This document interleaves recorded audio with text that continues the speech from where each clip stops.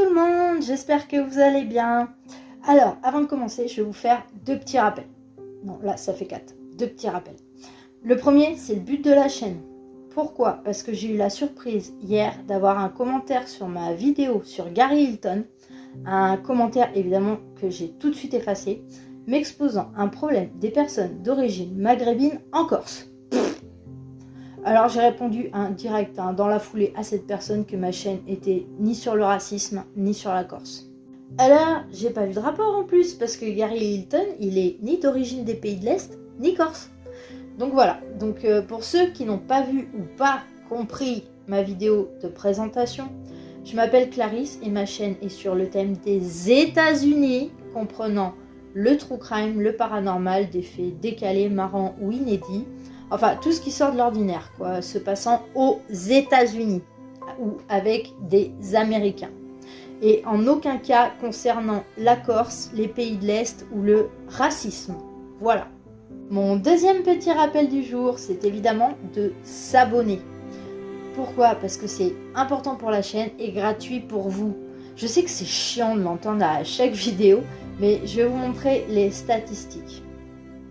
C'est un truc de fou. 99,7% de ceux qui regardent ma chaîne ou les vidéos ne sont pas abonnés. Vous pouvez aussi liker, partager, c'est important aussi, et laisser des petits messages, ça fait toujours plaisir, sur le YouTube, l'Instagram ou le Twitter. Mais bon, pas sur la Corse ni sur le racisme, on s'entend bien. Voilà, pour mes petits rappels du jour. Alors, aujourd'hui, on va se faire une histoire qui sort évidemment encore de l'ordinaire. Les personnes sensibles vont devoir s'abstenir. Pourquoi? Parce que vous devrez vivre avec cette connaissance pour les années à venir. Ce n'est pas une histoire de harcèlement et de meurtre, parce que la personne harcelée était déjà morte. Donc, on se reverra quand même très vite dans une nouvelle vidéo. Pour les moins sensibles qui vont donc poursuivre quand même la vidéo, j'ai aussi une recommandation pour vous. Ne mangez pas en regardant ceci. Allez, on y va. Alors là, on va pas parler d'un homme méchant en soi, mais d'un homme romantique. Trop, même. Si je devais comparer l'histoire d'aujourd'hui à un film, ce serait un remake des Feux de l'amour.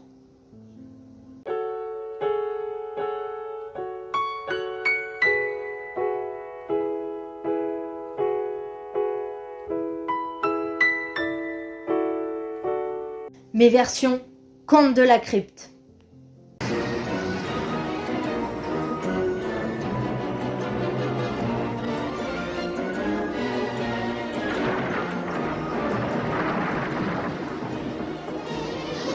Ce charmant monsieur s'appelle Karl Tanzler. On va donc partir maintenant en Allemagne, plus exactement à Dresde. C'est là que voit le jour, le 8 février 1877, Karl. Il aura une enfance plus ou moins ordinaire. D'ailleurs, c'est étonnant vu la suite des choses. Quand il aura la vingtaine, il ira immigrer en Australie. Sur place, il commencera à travailler en tant qu'ingénieur. Donc voilà, il en avait dans le ciboulot. Il aura donc plusieurs propriétés sur place, maison, terrain, bateau, atelier. Enfin, voilà, il comptait vraiment faire sa vie sur place. Il aimait vraiment l'Australie.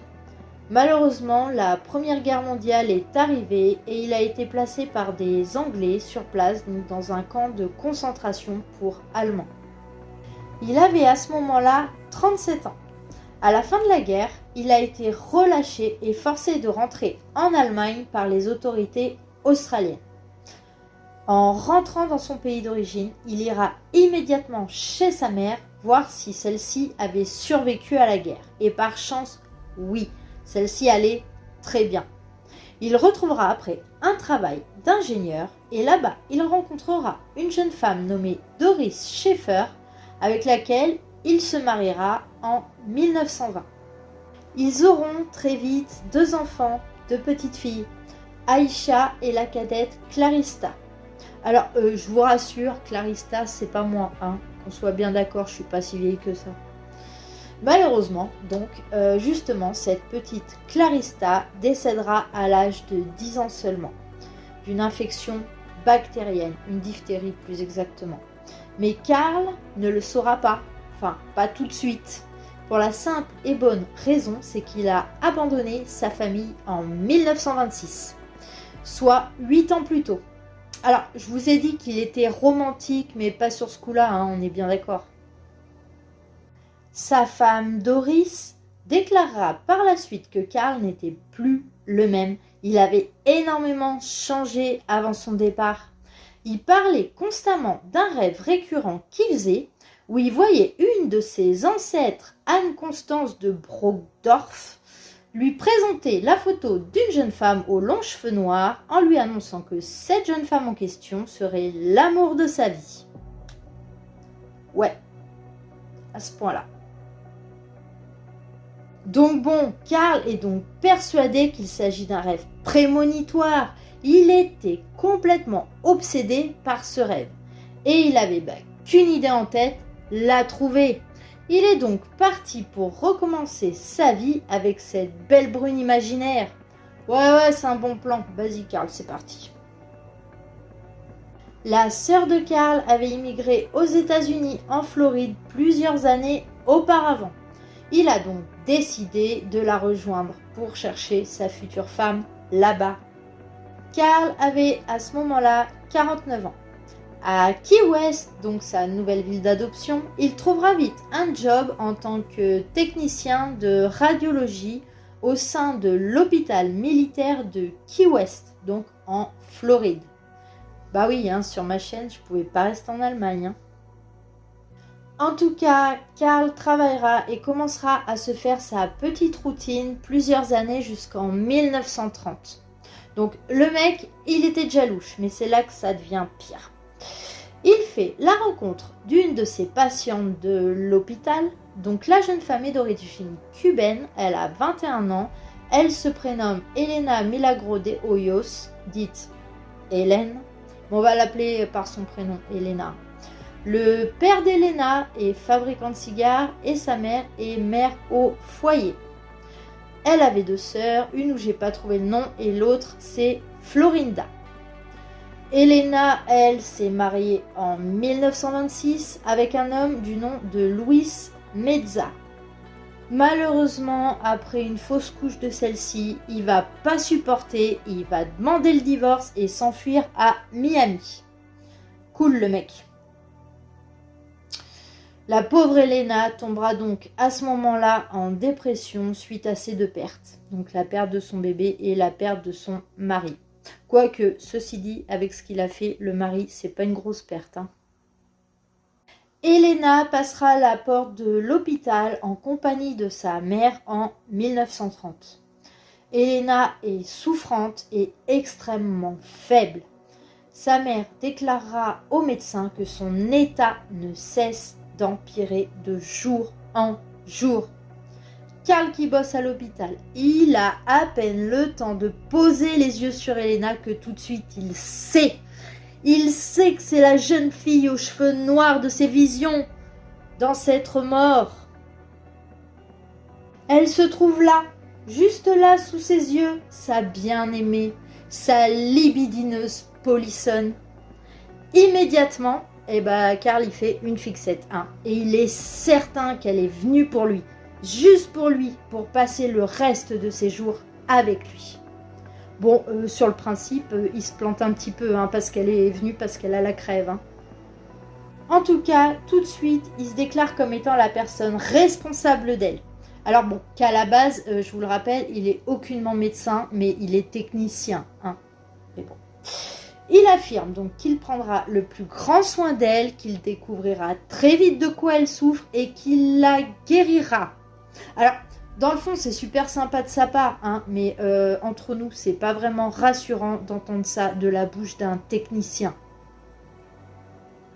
Toutefois, heureusement pour Elena, des médecins l'ont quand même examinée. Et verdict, la tuberculose. Génial, ça pouvait pas être pire malheureusement. Pour ceux qui ne savent pas, la tuberculose est un virus pulmonaire qui a fait des ravages à travers le monde, à cette époque-là en tout cas, et principalement aux États-Unis. Il n'existait ni traitement ni vaccin, pour info encore, 8 personnes sur 10 qui l'attrapaient décédaient des suites de cette maladie. D'ailleurs, à ce moment-là, Elena avait perdu ses 2 beaux-frères, parce qu'ils avaient perdu la vie justement après avoir été contaminés par ce virus. Néanmoins, malgré ce diagnostic plus qu'effrayant, Karl n'était pas prêt à jeter l'éponge, hein, bien au contraire, hein, il était vraiment dans les starting blocks le mec pour sauver la vie de sa dulcinée. Avec son cœur qui battait donc à la chamade, il a mis tous les moyens en place pour secourir celle-ci. Il a mis la main sur les équipements médicaux les plus puissants, donc pour l'époque évidemment, et il fit même installer donc du coup une sorte de machine à rayons X, d'ailleurs qui ne donne pas trop envie de se foutre en dessous, hein, au domicile d'Elena. En fait, elle recevait ses soins médicaux tous les jours donc dans sa demeure. Karl s'occupait de sa polissonne jour et nuit. Il restait sans arrêt à son chevet, il lui apportait ses repas, il la couvrait de cadeaux, des vêtements, des bijoux, des bibelots, enfin, il n'y avait pas une journée où elle ne recevait pas un présent. Il en a donc profité à ce moment-là pour lui avouer ses sentiments. Il lui a dit que c'était la femme qu'il voyait donc dans ses rêves par son ancêtre mort depuis tant d'années. Bon, je pense que si elle ne s'est pas enfuie ou barrée en courant, c'est parce qu'elle était clouée au lit par la maladie, hein. On ne sut jamais ce qu'Elena lui a répondu à ça, mais je suppose qu'elle devait s'en foutre un petit peu, hein. Attends, elle était mourante à cause de sa tuberculose, donc je pense qu'envisager un plan sentimental avec une sensuelle aliénée devait être vraiment la moindre de ses préoccupations.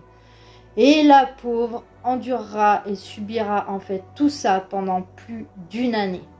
Malheureusement, ce qui devait arriver arriva, surtout quand on est suivi par un technicien.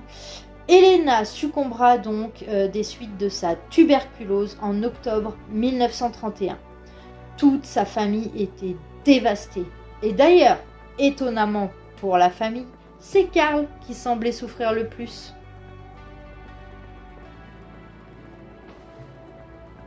I know you can still hear me, Elena. I'm here.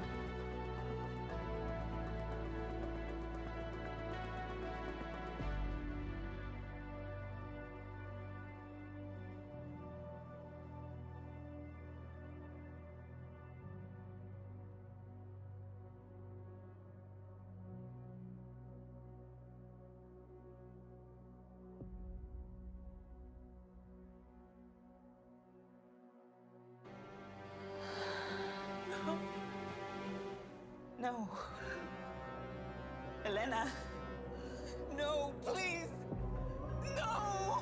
No.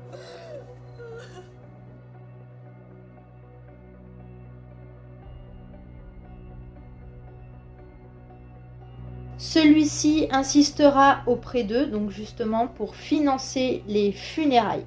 Lui payer un cercueil hermétique, lui faire construire un mausolée au milieu du cimetière de Key West, donc non loin de là où il vivait. De cette manière, il pourrait lui rendre visite tous les jours. En revanche, ce que la famille ne savait pas, c'est que seul Karl avait les clés du mausolée. Les mois passèrent et Karl était toujours inconsolable de la perte de son âme sœur, et ce avant même de construire quoi que ce soit avec elle. Toutes les nuits, Karl se rendait au cimetière et passait des heures entières à se morfondre sur ce mausolée. Il a même fait installer un téléphone à l'intérieur. Je déconne pas, il a fait installer un téléphone à l'intérieur du mausolée. Au cours donc de ces 2 années qui suivirent le décès d'Elena, Karl a été aussi licencié de l'hôpital, mais cela pour des raisons inconnues. Bon, jusque-là, c'est étrange et le bonhomme est louche. Eh ben, attachez votre ceinture parce que là, ça va devenir moche et abject, vraiment dégueu. Une certaine nuit d'avril 1933, il se rendit donc au cimetière, donc comme tous les soirs, mais cette fois-ci, il avait été demandé une pelle avant. Une pelle, je parle de l'outil, hein, bien évidemment. Et donc une brouette. Karl avait une idée bien précise derrière la tête. Il sortit le corps d'Elena, donc de sa tombe, et le mit dans sa brouette, avant de l'emmener donc après jusqu'à chez lui, jusqu'à son domicile. Ah, je vous avais prévenu hein, que c'était dégueu, hein. Donc c'est tout à fait logique hein, de cambrioler la tombe d'une femme que vous connaissez à peine. À son domicile, Karl donc se lance dans une tentative de résurrection d'Elena. Il entreprit de reconstruire complètement le corps. Il commença par attacher donc tous les os ensemble à l'aide de cintres et de cordes de piano. Car vous imaginez bien qu'après 2 ans de décomposition 6 pieds sous terre, à ce stade, le corps d'Elena ne tient pas trop bien, hein. Pourtant, Karl n'a pas lâché l'affaire pour autant, hein.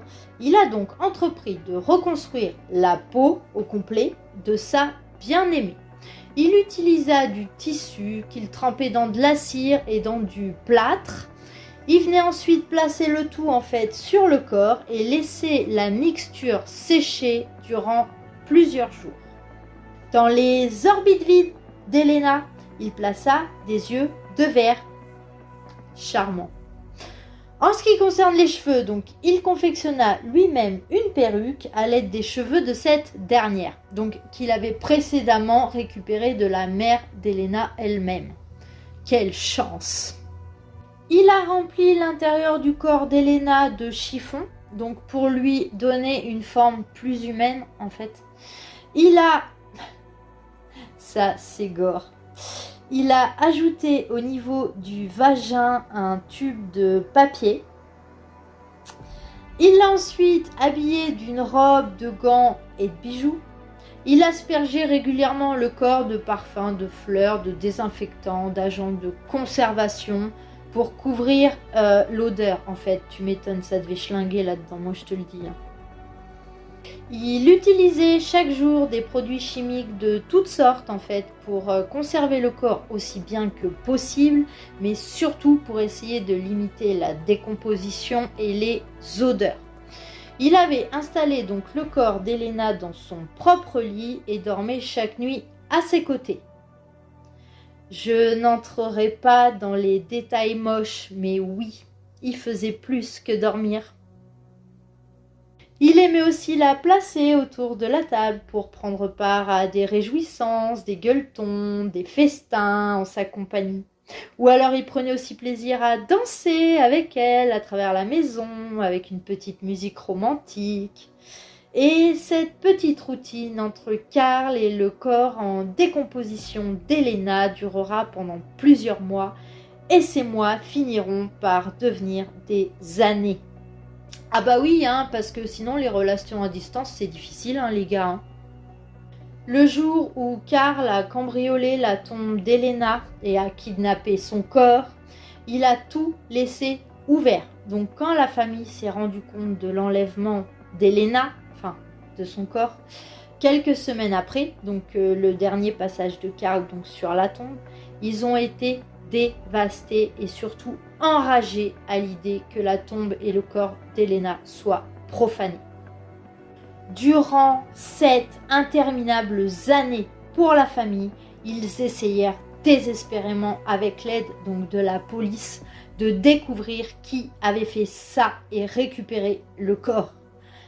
Karl, il n'a jamais été soupçonné. Malgré qu'il avait demandé les cheveux d'Elena après le décès. Hein, une demande tout à fait normale, vous en conviendrez. Hein. Sauf qu'en 1940, des rumeurs ont commencé à circuler. Bah oui, à force de voir Karl acheter des robes de femmes sans se travestir, c'est normal que des rumeurs ont commencé à circuler. Et ces rumeurs en question sont donc arrivées aux oreilles de la sœur d'Elena, donc Florinda, qui, toujours aussi dévouée à retrouver les restes de sa sœur et le coupable des faits, a décidé d'aller vérifier par elle-même donc si les on-dit étaient exacts. Une fois rendue chez Karl, elle jeta un coup d'œil par la fenêtre et là, juste ciel, elle vit le principal intéressé debout dans son salon en train de danser avec un corps humain embaumé qui s'apparentait vaguement à sa sœur. Enfin, disons qu'il y avait quand même pas mal de traits communs, hein. Immédiatement, elle appela les flics. Normal. Quand les officiers arrivèrent donc sur place, ils furent vivement indisposés et choqués. Alors déjà, et d'une par la vue du corps d'Elena, hein, ça devait être quelque chose, et de deux, l'odeur surtout qui se dégageait de la demeure. Je suis pas vraiment surprise. Ah oui, imagine, 2 secondes, 7 ans de vie de couple avec un cadavre. J'ose même pas imaginer la senteur de la maison et l'haleine de Karl. Par la suite, donc les psychiatres ont examiné Karl et l'ont déclaré sain d'esprit. Pour de vrai. Il a affirmé lors de cette audition que c'était ce qu'Elena avait toujours voulu et qu'elle était plus heureuse à se faire dorloter que 6 pieds sous terre. Alors là, je me demande comment elle a pu lui donner son avis. Une autopsie du corps d'Elena a été effectuée donc pour révéler exactement toutes les modifications qu'avait réalisées Karl donc sur le corps. Ils n'ont pas dû être déçus, hein. Karl a dû donc faire face après cela à la justice le 9 octobre 1940 pour destruction d'une tombe de manière gratuite et malveillante et enlèvement d'un corps sans autorisation. C'est ça. Et bah figurez-vous que suite à cette audience, Karl a été relâché. Oui, remis en liberté, vous avez bien entendu. Parce que la profanation était trop ancienne. Le délai de prescription existait déjà à l'époque. C'est sidérant. Parce qu'après avoir dit à la barre que son ancêtre décédé lui avait dit dans ses rêves que c'était la femme de sa vie et que sur la tombe d'Elena, il ne cessait d'entendre son fantôme le suppliant de l'emmener, ils ont même pas mis le mec en hôpital psychiatrique. Ils l'ont relâché dans la nature. C'est incroyable. Cette affaire devint très très populaire. Bah, disons que c'est pas commun, heureusement. Et ça a donc fait le tour des médias du monde entier, à tel point qu'une décision fut prise, pour des raisons d'ailleurs très étranges. Une visite publique du corps d'Elena a eu lieu et 8500 personnes sur 2 jours ont fait la queue pour jeter un coup d'œil. Les écoles locales laissent même sortir tôt afin que les enfants puissent être marqués et traumatisés à vie. Oh Floride, tu ne déçois jamais. Heureusement, le cadavre momifié d'Elena a été retiré de la maison funéraire donc où il était exposé, car la famille a pété un câble. Oui, clairement. Et je suis totalement d'accord là, ils lui ont ôté le peu de dignité qui restait à Elena. Son corps fut donc enterré par la suite dans un endroit tenu secret pour pas que l'autre taré de Karl vienne la déterrer à nouveau. Les réactions du public ont vraiment été très surprenantes. La majorité des personnes ont été attendries par le geste de Karl. Ils ont trouvé ça romantique. Ça fait peur. Toutes ces personnes-là étaient en liberté. En 1944, Karl a été s'installer dans la ville de Zephyrillis, donc toujours en Floride, car sa première femme avait immigré là-bas, donc entre-temps, vous savez, sa femme Doris qu'il avait abandonnée en Allemagne. Elle a décidé donc d'immigrer aux États-Unis et de s'occuper de lui comme avant. Karl a ensuite, après cela, écrit son autobiographie. Il travaillera aussi sur un nouveau projet, donc pas très surprenant, reproduire une poupée grandeur nature du corps d'Elena momifiée. Alors, bonjour à sa femme, hein, super pour elle. Pour sa femme, je ne sais pas, mais en tout cas, il partagera son quotidien avec cette nouvelle poupée jusqu'au 3 juillet 1952, lorsqu'il perdit la vie à l'âge de 75 ans. Il est décédé de cause naturelle et son corps fut retrouvé par terre sur le sol à son domicile à côté de sa poupée. Il y a eu des rumeurs qui ont circulé par la suite comme quoi la dernière poupée serait en réalité le corps d'Elena qui aurait été échangé avec sa réplique, mais il n'y a rien qui a jamais été vraiment prouvé. Donc voilà l'histoire de Karl Tanzler, le Frankenstein de Key West. Le genre de type qui te drague pas au bar mais sur ton lit de mort et que tout le monde trouve romantique.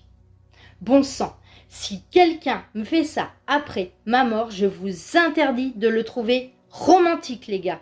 Vous l'envoyez immédiatement derrière les barreaux. Vite fait, bien fait, ok?